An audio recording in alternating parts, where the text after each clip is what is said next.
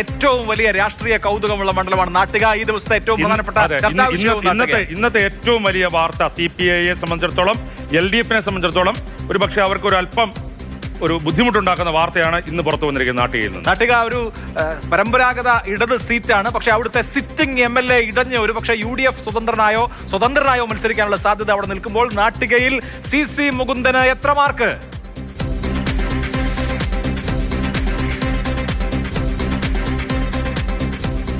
58.21, rank 116.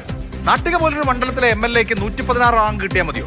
അത് ഒരു താരതമ്യേന ഓക്കെ എന്ന് പറഞ്ഞതിന് അപ്പുറത്തേക്ക് ഒരു മികച്ച പ്രകടനം അവിടെ എനിക്കൊന്നു.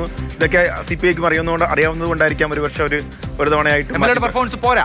ഈ ഒരു നാട്ടിക മണ്ഡലത്തിൽ 58.21 പറഞ്ഞത് മെച്ചപ്പെട്ട മാർഗം. പക്ഷെ നാട്ടിക മണ്ഡലം ഈ റിസർവേഷൻ മണ്ഡലം ആയതിനു ശേഷമാണ് LDF ജയിക്കാൻ തുടങ്ങി. അതിനു മുമ്പ് TN പ്രതാപൻ സ്ഥിരമായിട്ട് ജയിച്ചുകൊണ്ടിരുന്ന ഒരു മണ്ഡലം, UDF ജയിച്ചുകൊണ്ടിരുന്ന മണ്ഡലം. ഇപ്പോഴത്തെ നാട്ടിക എന്ന് പറയുമ്പോൾ പഴയ ചേർപ്പാണ്. പഴയ ചേർപ്പ് മണ്ഡലമാണ് ഇപ്പോഴത്തെ നാട്ടികയുടെ പല മാറിയിട്ടുണ്ട്.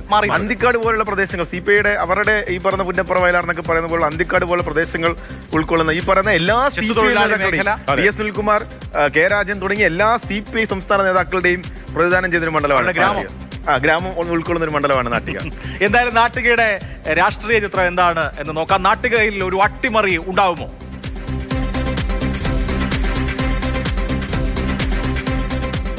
.23 50% മുകളിൽ വോട്ട് അവിടെ LDF-ന് നേടാൻ സാധ്യതയുണ്ടെന്നാണ് പറയുന്നത്. 19.72 മാർജിൻ വ്യത്യാസമുണ്ട്. അതായത് LDF വളരെ സേഫ് ആയിട്ടുള്ള ഒരു സീറ്റാണ്. 19.72 ഒരു മേൽക്കൈയുണ്ട്. പക്ഷേ അവിടെ ഉയർന്ന ചോദ്യം, അവിടെ സിറ്റിംഗ് MLA വിമതനായി മത്സരിച്ച CC മുകുന്ദൻ വിമതനായി മത്സരിച്ച നമ്മുടെ ഈ സർവേ കാലത്ത് നടന്ന ഒരു സംഭവമല്ല അത്. അല്ല, അവിടെ ഈ പറഞ്ഞതുപോലെ UDF-ന്റെ സ്ഥാനാർത്ഥി ആരാണെന്നുള്ളതിൽ പറ്റി ഒരു വ്യക്തതയും ജനങ്ങൾക്കിടയില്ല.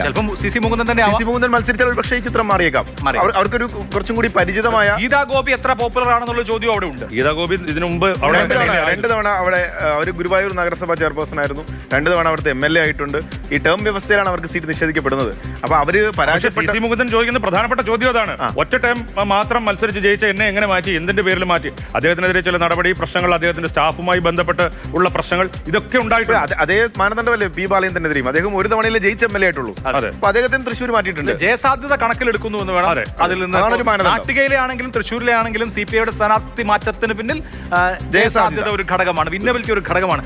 അപ്പോഴും നമ്മൾ ഈ സർവേ നടത്തുന്നത് കഴിഞ്ഞ മാസം 16 മുതൽ 26 വരെയാണ്. അതിനുശേഷമാണ് നാട്ടികയിൽ ഈ സംഭവ വികാസങ്ങളൊക്കെ നടക്കുന്നത്. ഇപ്പോഴും ആ സംഭവ വികാസങ്ങൾ തുടരുകയാണ്. അതുകൊണ്ട് ജനമനസ്സ് എപ്പോഴാണെന്ന് വെച്ചാൽ മാറാം. അതായത് വേറെ ഘടകം കാണേണ്ടത് ഈ 58 അദ്ദേഹത്തിന് മാർക്ക് കിട്ടിയത് അദ്ദേഹത്തിന്റെ പെർഫോമൻസിനെ മാത്രം വിലയിരുത്തിയല്ല.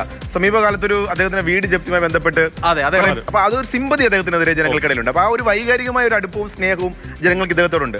ആ ഒരു സ്നേഹവും ഈ മാർക്കിൽ പ്രതിഫലിച്ചിട്ടുണ്ട്. അദ്ദേഹത്തിന്റെ പ്രവർത്തനങ്ങൾ വളരെ സാധുവായ ഈ രാഷ്ട്രീയത്തിൽ നിന്നൊന്നും നേടാത്ത ആ ഒരു ഇമേജ് ഉണ്ടല്ലോ ജനങ്ങൾക്കിടയിലുള്ള, അത് ഈ മാർക്ക് കൊടുക്കുന്നതിൽ ജനങ്ങൾക്ക് ഒരു ഫാക്ടർ ആയിട്ടുണ്ട്.